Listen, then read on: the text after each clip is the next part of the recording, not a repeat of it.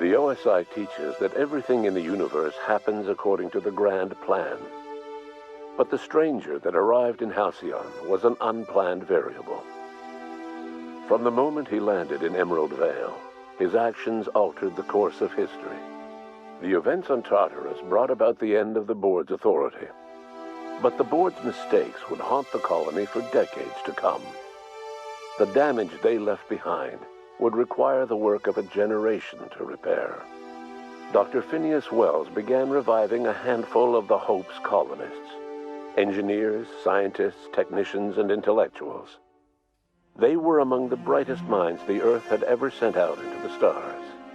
The Hope scientists and engineers woke up in a colony descending headlong into total collapse. With no way to return to Earth, they had no choice but to band together and devote themselves to the cause of saving Halcyon. The people of Halcyon were nothing if not hardy. In the absence of the board's authority, many of the colony's settlements banded together with a single purpose in mind: survival. Life was especially hard in the years to come. Some towns dissolved by attrition and starvation, but most of them found a way to carry on. In the years to come, Halcyon was forced to reckon with its newfound freedom.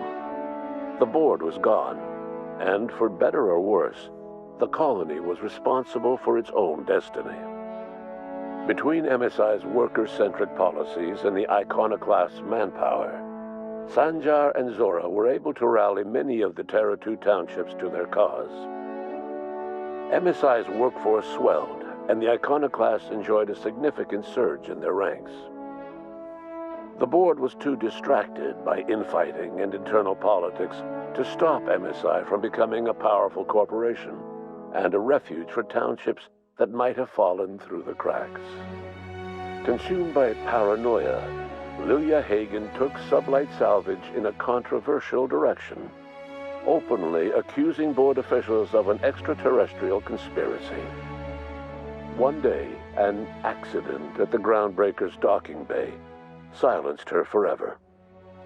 Time would tell if her replacement could keep the Sublight family together. Adelaide McDevitt replaced Reed Thompson as the leader of Edgewater. She and her followers transformed Edgewater in their image. Anyone loyal to Reed was pressured into leaving town, and those who stayed behind adapted to her way of life. Adelaide transformed the old cannery into a new garden.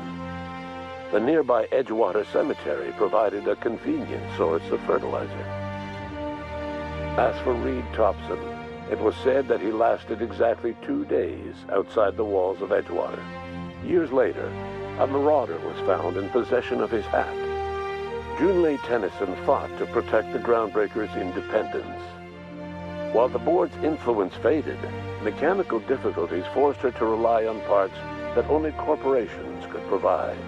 The cost was high, and time would tell if Junlei could balance the work with her aspirations for a better future.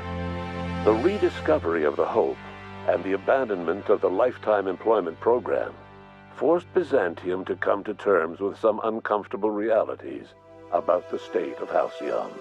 While Byzantines were reluctant to surrender the luxuries they'd grown accustomed to, the board's diminished authority gave them little choice in the matter.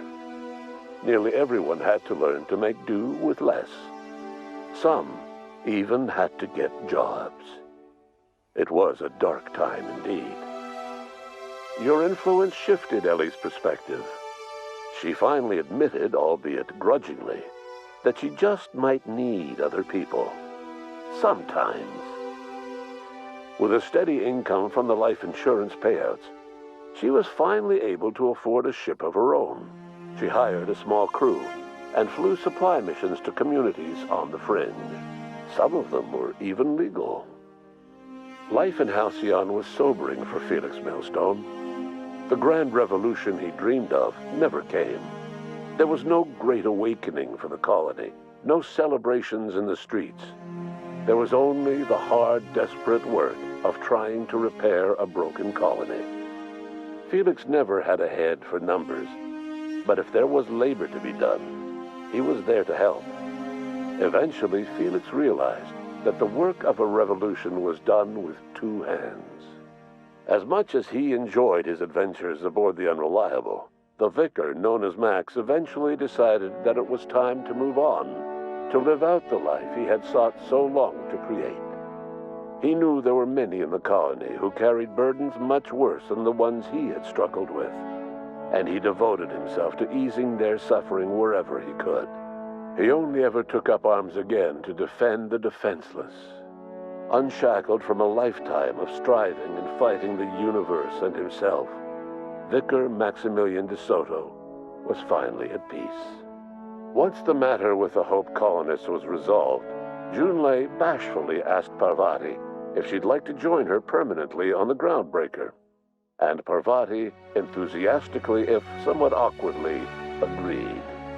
The stories of her adventures spread across the colony, and Parvati soon found herself the center of attention. Having served as the engineer of a renowned spacecraft, tramp freighters and wildcat miners sought her out by name, and in no time, she was a fixture in the Groundbreaker's mechanical ecosystem. She and Junlei were never far apart. Nyoka returned to Monarch to take another crack at making a permanent life for herself. She formed the Charon Group, a mercenary outfit of ragtag survivalists and wilderness experts. Anyone in need of a guide or just looking to throw back a beer and swap stories could find her camping on the trail or clearing an infestation. The SAM unit that accompanied you spread awareness of the product line's superior sanitation and maintenance capabilities across what was left of the colony. This led to a boost in SAM unit sales. Did you know that SAM units are the longest-lasting, toughest-acting cleaning solution in Halcyon? Minister Clark was released from house arrest, and his contact with you gave him a sense of renewed purpose and vigor. Once it became clear that no help would be coming from Earth, he threw his considerable efforts and talents into helping Halcyon manage the crisis before it. Chairman Rockwell served as the public face for the changes in Halcyon to come. Whenever you needed strings pulled or a voice to sell a policy change, Rockwell was only too happy to oblige. As for Dr. Phineas Wells, he spent his remaining years in his orbital lab.